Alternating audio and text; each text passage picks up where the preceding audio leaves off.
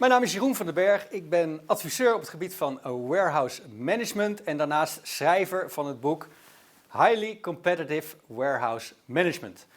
In het boek leg ik uit hoe je stap voor stap een magazijn verbetert tot aan best-in-class niveau. En ja, een belangrijk onderdeel van is het gebruik van IT binnen het magazijn.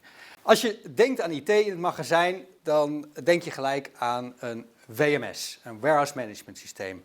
Een software die aanstuurt wat er moet gebeuren binnen het magazijn, die weet waar de voorraden liggen, die taken geeft aan mensen, die alle processen controleert en registreert. Daarnaast heb je nog allerlei andere hulpmiddelen. Dus als orderpickers rondlopen, dan hebben ze vaak een scanner in hun handen. Dus niet meer zo'n papieren lijst zoals we vroeger hadden. Op die scanner kan je zien waar je naartoe moet. Je gaat naar die locatie, je scant de locatie, je scant het artikel. En ja, dat hele proces dat wordt volledig aangestuurd. Behalve scanners zijn er nog veel meer hulpmiddelen in magazijnen. Denk bijvoorbeeld aan voice picking, waarbij je zo'n headset met een microfoontje op krijgt om je taken door te geven. Slimme brillen, pick-to-light, waarbij je met lampen en displays op de stelling ziet wat je moet doen. Maar er zijn natuurlijk ook gemechaniseerde oplossingen. Denk aan kranen, sorteerinstallaties, pickrobots. Dus IT kan gewoon heel veel optimaliseren binnen het magazijn. Nou, laten we eens kijken wat dan de verbetermogelijkheden zijn. Nou, enerzijds kunnen we natuurlijk kijken naar onze processen. Hoe kunnen we nou met die software en met die hulpmiddelen ons proces efficiënter, beter, betrouwbaarder maken? Denk bijvoorbeeld aan een ABC-indeling. Ik leg mijn snellopers vooraan en mijn langzaamlopers achteraan. Dat WMS kan het helemaal aansturen en daardoor gaat het efficiënter. Of een slimme pickvolgorde. Dus dat zijn allemaal zaken om je processen te verbeteren. Maar IT kan meer. IT kan ook kijken, hoe kan ik nou mijn beschikbare capaciteit beter uitnutten? En capaciteit in een magazijn is bijvoorbeeld mijn opslagcapaciteit.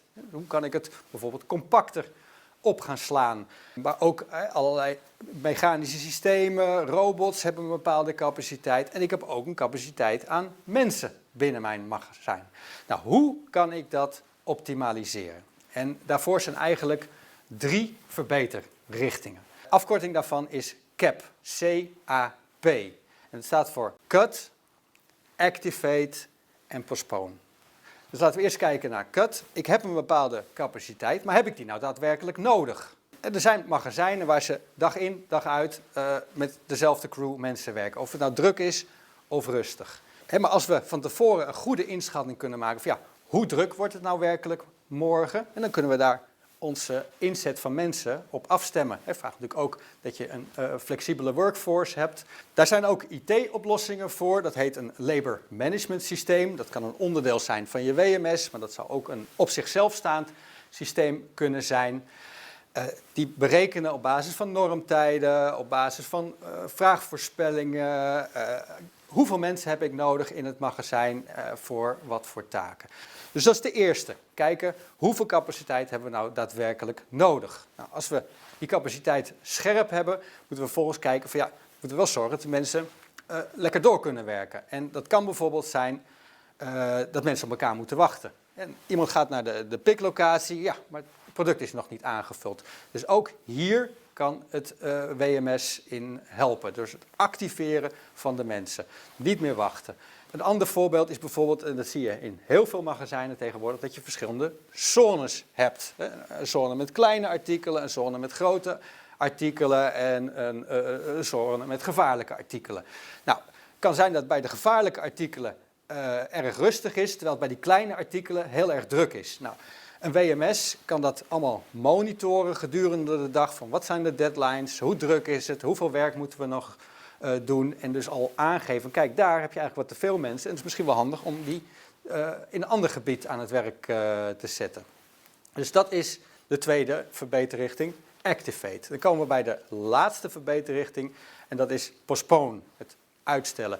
Maar in feite komt het er dus op neer van we moeten het werk doen wat het meest urgent is. Dus als we nu allerlei werk alvast gaan doen wat eigenlijk nog niet nodig is, kan het zijn dat andere taken daardoor te laat klaarkomen. Dus IT kan helpen bij enerzijds het verbeteren van je processen, maar vooral ook bij het beter benutten van je verschillende capaciteiten in ruimte, in mensen en in middelen. En ja, de verbeterrichtingen, zoals ik al zei, is de C van cut. Kijken hoeveel capaciteit heb ik werkelijk nodig. De A van activate, dus zorgen dat mensen voortdurend door kunnen werken. En de P van postpone, dus echt inzetten op het werk wat op dit moment gedaan moet worden.